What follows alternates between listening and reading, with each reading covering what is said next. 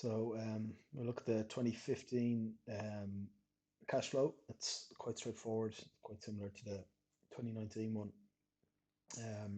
So again, you don't really need to have everything ruled out from top to bottom. We're going to do it in order from the abridged profit and loss down to the cash flow statement. But just as a strategy, you don't have to do this, but I think it's good practice. As a strategy, we're going to look at our workings and we're going to work our way through those and change all the numbers that need changing or make a note of the things that need noting here. So the first one, 60,000 shares were issued at 125 a share. Now all that means is that shares, as you can see, when we compare last year's balance sheet to this year's balance sheet here, shares have gone up from 250 up to 310. So that's the 600 or the 60,000 increase. But if there's a share premium, we got an extra 25%. So 25% of 60,000 is 15,000. So share premium has gone from 0 up to 15,000. Now, I'm not really sure why they put that into the question, because that should be quite obvious from what's happened. But anyway, it's there and you just make note of it, I suppose, or just be aware of it. The second one then is the fixed assets working.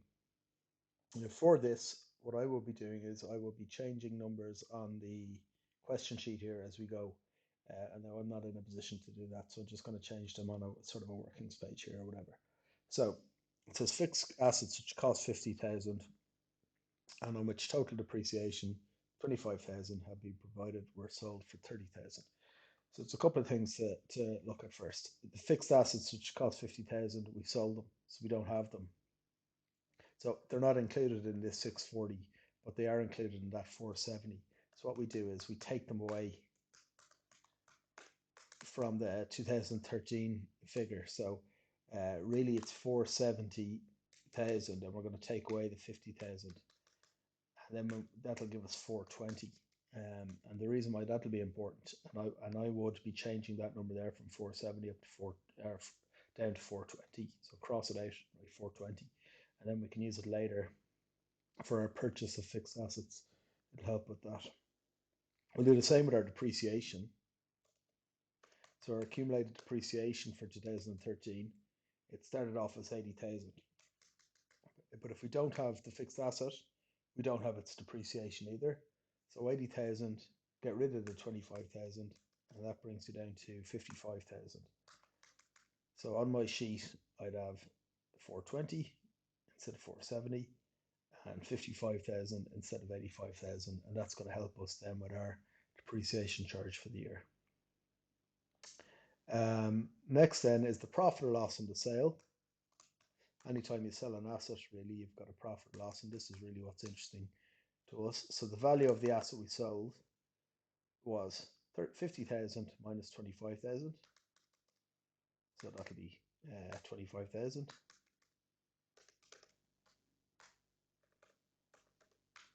And we received 30,000 for it. So we got 30,000 for something worth 25,000. So we made a profit on the sale of that asset of 5,000, which we'll use when we get to the second part of it. Thirdly then, 50,000 debentures were issued on the 1st of the 1st, 2014. So let's have a look. Debentures here were 130, now they're 180. Now what's that? What that's telling us is that the interest on the loan, or this loan here, all of this 180 is for the full year. So we can calculate the loan interest on it. So there's no need to split up the loan interest into different months because we've got 130 for a full year and we 50 for a full year. So in effect, we've 80,000 or we've 180 for the full year. So it's 10% of 180 by 12/12. You don't have to do by 12/12, but just keep things handy. So our interest charge for the year then as a result of that is 18,000. Okay, and we need to note that. The dividends paid during the year amounted to 55,000. Just make a note of that, maybe highlight it, or you can write it down on your workings page, whatever you want to do. Same with the taxation. Now, it says the taxation charge for the year was 65,000. Again, just highlight that maybe. And then investments, which cost 100,000, were sold for cash at their book value. You'll see here, investments have gone from 200,000 into 100,000. You don't have to do anything with that. Okay. It doesn't appear to be any investment income. So that doesn't tell us at any point there that there's investment income. So that's all of our workings done. So this one is a bit shorter than the 2019 one. So we have all that information. If you want to know, no, we won't. We'll come back to it. I was going to say, if you want to, you could work out what your purchase of fixed assets was and what your depreciation was. But we'll do that when we get to it. So part A is the abridged profit and loss account. So the abridged profit and loss account is your published account from operating profit into profit and loss balance, and we're working backwards on it.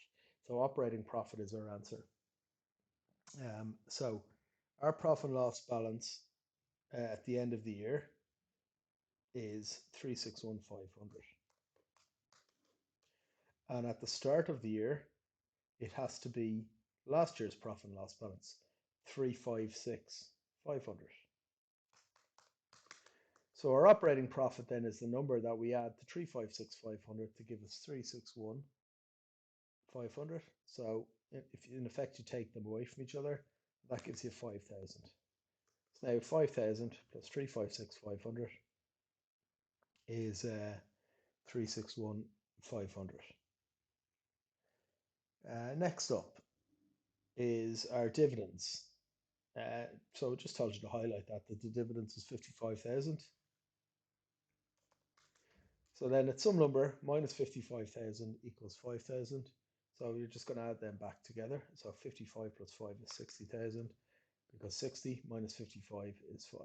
And that's your profit after tax. Your tax is 65,000. So just throw that in. So again, same basis, some number minus 65 is equal to 60. So that'll be 125. Then we've got our debenture interest. So I think we worked out our debenture interest for the year, and it's 10% of 180,000, which was 18,000. As I said, there's no investment income, but just have a double check there that there's no investment income mentioned. There's no investment income due up here. There isn't. So that's 0.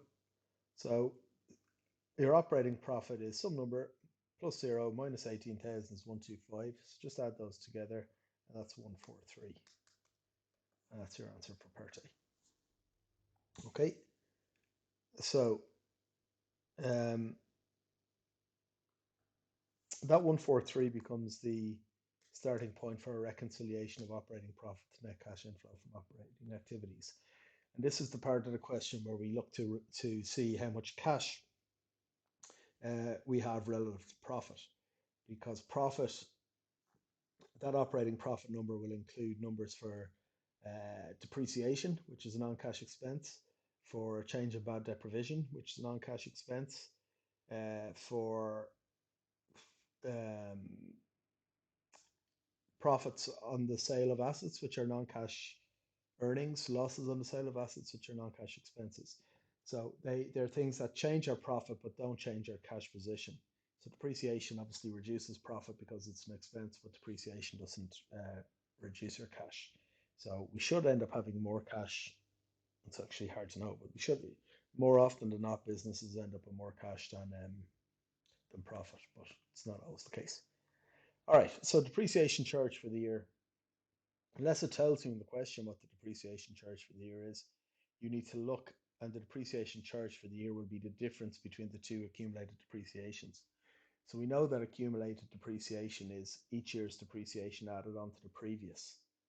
So in this question here, it's the difference between the 2 years depreciation, because we've got last year's accumulated depreciation figure and this year's. Now, what is to be noted is that we would have crossed out that 80,000 and written 55,000. So the accumulated depreciation charge for the year is 55,000 up to 200,000. So there's 145,000 accumulated depreciation. Okay, so the difference between the 55 and the 200 is 145. That gets added on. There's no goodwill written off. Just I have that in because it comes up in some questions. The profit on the sale of the asset. Now I've called it buildings, but it's just an asset. That can be a profit or a loss. So if depreciations are added back on, or non-cash expenses are added on, well, non-cash gains like profit on the sale of assets need to be taken away because they increase your profit, but they don't increase your cash. So we made a profit on the sale of this of 5,000. So that 5,000 gets taken away. Next one is the bad debt provision. So bad debt provision has gone up. Ignore the fact that it's minus 5.5 and minus 8.5. We have increased the bad debt provision by 3,000 euros. So an increase in bad debt provision is a non-cash expense. It's just something you put in your books. So an increase in bad debt provision reduces your profit, but doesn't reduce your cash. So your cash position, that needs to be added back on. So that 3,000 goes up. Now, everywhere I've got change there really should say increase or decrease. So I'm going to change them as I get to them.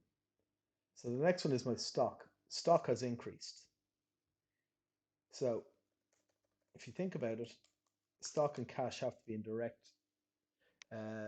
direct opposition to each other. When stock increases, you have to buy more stock, so cash has to decrease.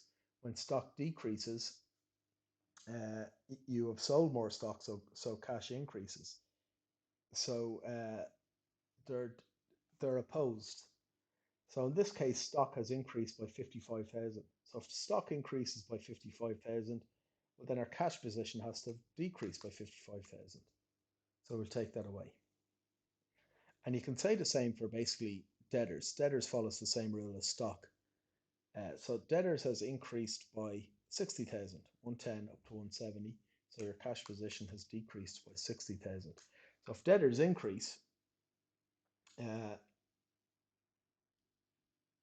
that means you're selling more goods on credit to debtors, but they haven't paid you. So your cash position you're worse off by 60,000. So let's do it sales. And creditors then has to be the opposite. So if creditors goes down, so in this case, creditors have gone from 235 to 202. So they've gone down by 33,000.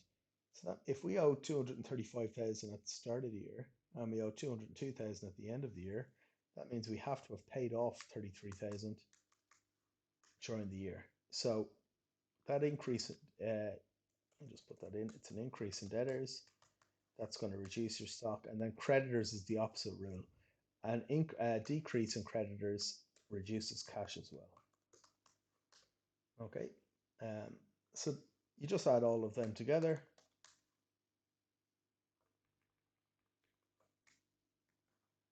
And that gives you 138,000 as your cash position. So you made a profit of 143, but your cash increased by 138 is what that's saying.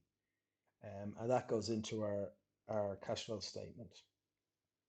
So our cash flow statement has 138. Our cash flow statement has a series of headings: return on investment and servicing of finance, taxation, capital expenditure and financial investment, equity dividends, management of liquid resources, financing. Okay, so that's our cash flow statement. Now you have to learn that off. There's no other way around it. In ordinary level, they give you the headings. In higher level, they don't. So each of the headings learnt off actually gets you marks at higher level. And then knowing what goes in each of them should be fairly straightforward. So return on investment is investment income. Servicing of finance is that you service finance by paying interest. So that's investment income and interest. Taxation is only tax paid. Capital expenditure is to do with fixed assets. So money you get from selling fixed assets and payments to acquire fixed assets. Equity dividends is just dividends paid.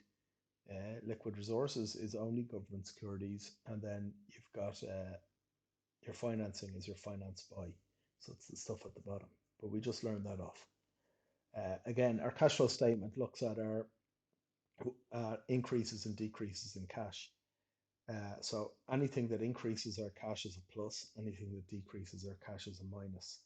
Now, there's a straightforward enough for most of these anyway. They'll either tell you in the question what's been paid or what's been received, or you can work out with a very simple formula. And the formula is last year's balance, and it's from the balance sheet.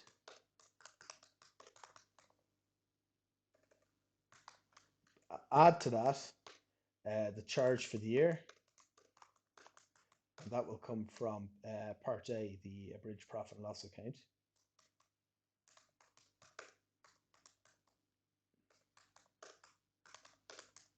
And you take away this year's balance from the balance sheet. And that's going to be our rules for this. So, for instance, investment income. Well, there is none. So there's no investment income here. There's no investment income received in the abridged profit and loss account. There's no investment income at the end of the year. So that's zero. So just, I would put it in as zero. You don't have to, but I would. Debenture interest paid. Let's have a look. So debenture interest paid. This one is quite straightforward. There is no debenture interest paid this year. There's no balance from this year. The debenture interest charge for the year is 18,000, and there's no debenture interest due in current liabilities. So it's 0 plus 18,000 minus 0 is 18,000. Now, that might look like I'm just doing something for the sake of it, but pretty much every question has debenture interest in it, so in your balance sheet. So we'll just get into that good process. So that's 18,000 for our debenture interest. And obviously, it's debenture interest paid, so your cash balance is going down. We look at our taxation. Our taxation, last year's balance is, where are we? It'll be in the liabilities, 47,000. This year's charge for the year, taxation charge on profits was 65. It's also this number over here, 65. It's the same thing. So we're going to add that on. So that means if we hadn't paid off any of our tax bill, that would be 112,000 we would owe. But we only owe 55,000, which means we must have paid 57,000. So even though our tax bill for the year was 55, we paid 57. We paid 57, and that means our tax bill for the year was 65. We have paid 57, so our tax bill actually has gone up, or the amount owed has gone up. So that 57 goes in. It's tax paid. It's the amount we've paid, so that's a minus.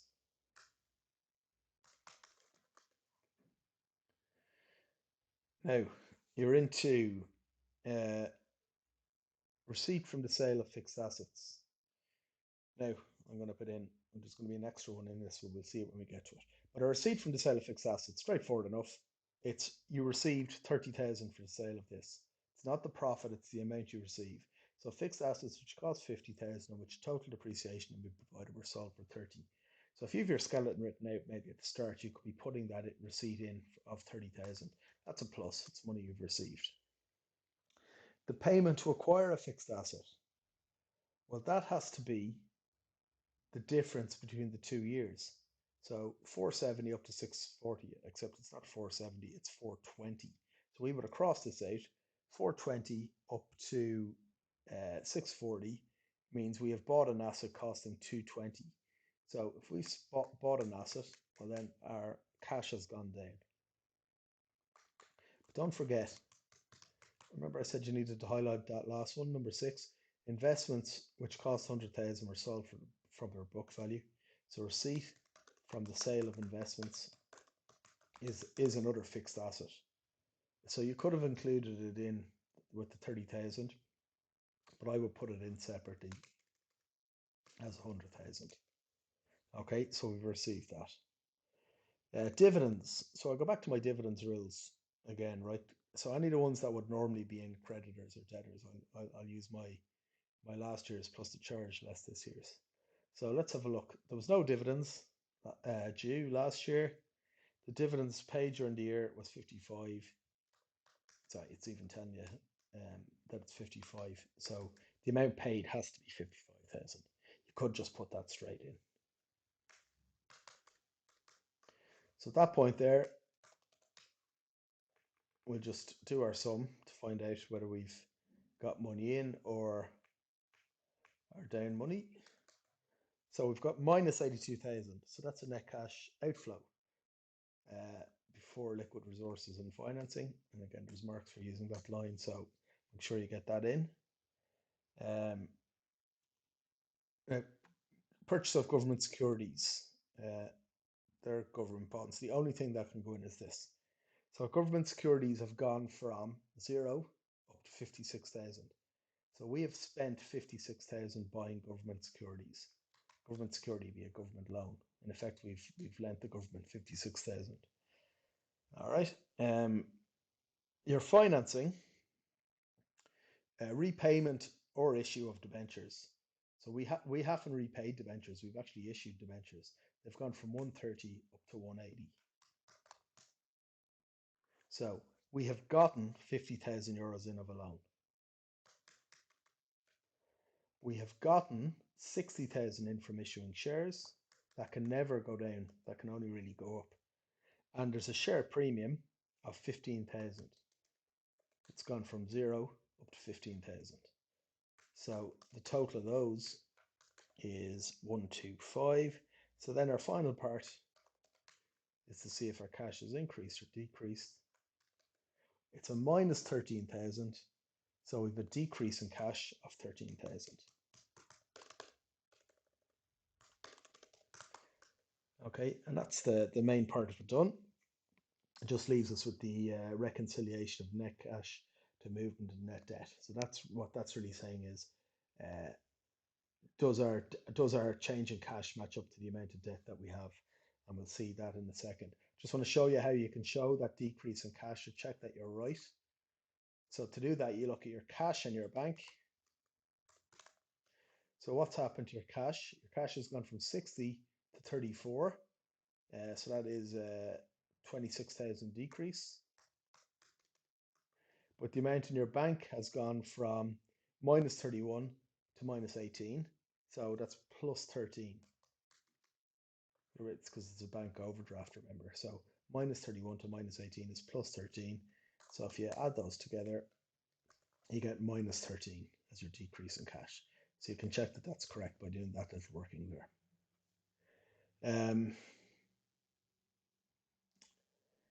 Now, the last thing is the reconciliation of net cash to movement in net debt. So we've got our minus 13 then there. We've only two things to do here really. So we've got the cash used to purchase liquid resources. So the cash used to purchase liquid resources is your government securities. So we have used 56,000. Now that's considered a plus because net debt is how much debt we've lent out versus how much debt we've taken on. So we have lent the government 56,000. So that's a plus in our column. So when government securities goes up, that's a plus for us. So cash received then from the payment of debentures is our second debt position. So debentures have increased. We have issued debentures. So we have taken on more debt. So that's a 50,000. So that's a minus now in this situation. Increases in debts are considered minuses in net debt. And when we lend out money, government securities, they're considered pluses. So that's a minus 50,000 there.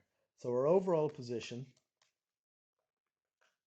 is that our overall position this year is that debt has gone up by 7,000 between bank cash and then our government securities and our debentures. So we can check that we're right around this idea of net debt. Okay, so I'm going to just do that here.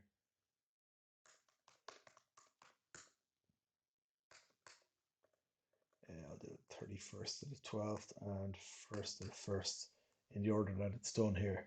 So net debt is made up of cash, bank, our bank overdraft, government securities,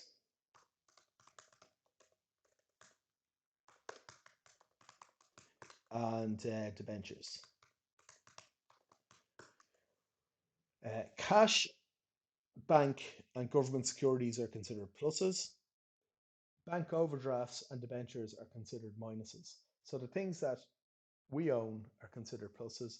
The things that we owe are considered minuses. So look at our cash. Our cash was 34,000 this year, and it is 60,000 last year. They're pluses. Our bank, they're bank overdrafts, so these are minuses. So minus 18,000 this year and minus 31 last year. Our government securities, 56,000. Remember, it's a plus for us, and 0 last year. And debentures, minus 180 this year and minus 130 last year.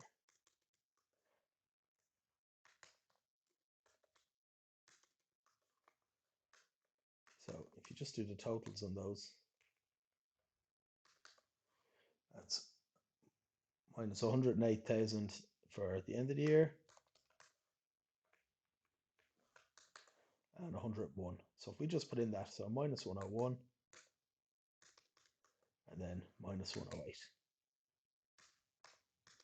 And of course, minus 7 minus 101 is minus 108. So that's that done. Now you'll always be given the theory. So it'll always be around cash flow. So what are they? What's the point of them? What are non-cash expenses? Examples of non-cash items, the relationship between cash and profit, all of those sort of things. So what's the purpose of a cash flow statement? Well, it's a legal document for starters, so you can always say that for these. So it's to comply with legal requirements. The second part then, what's the point of them? They show that profits don't always equal cash. They show the cash inflows and outflows of the business. They can hopefully show cash flows for the year. They can hopefully then predict cash flows in future years. And they would help, I suppose, banks determine if they should give you loans. So it's always around the cash movement within a business. Explain why, having earned a profit during 2014, the company's cash balance declined. So even though their profits went up, you would suggest, well, if profits go up, cash should go up. But you have to remember, profits do not include anything around assets. So one reason why their profits have gone up and their cash hasn't gone up is that they bought a fixed asset. So they purchased fixed assets that cost them 220,000 cash. So that increases their balance sheet, but it doesn't reduce their profit. They bought investments. I mean by investments as in government securities. They've gone from 0 to 56,000. Have they paid back any loan? No, they didn't. Those two are fine. You could also mention the ones like there's been an increase in stock, although that will also an increase in closing stock will increase profits as well. You could certainly mention an increase in debtors, that more of your sales have been in credit sales rather than cash sales.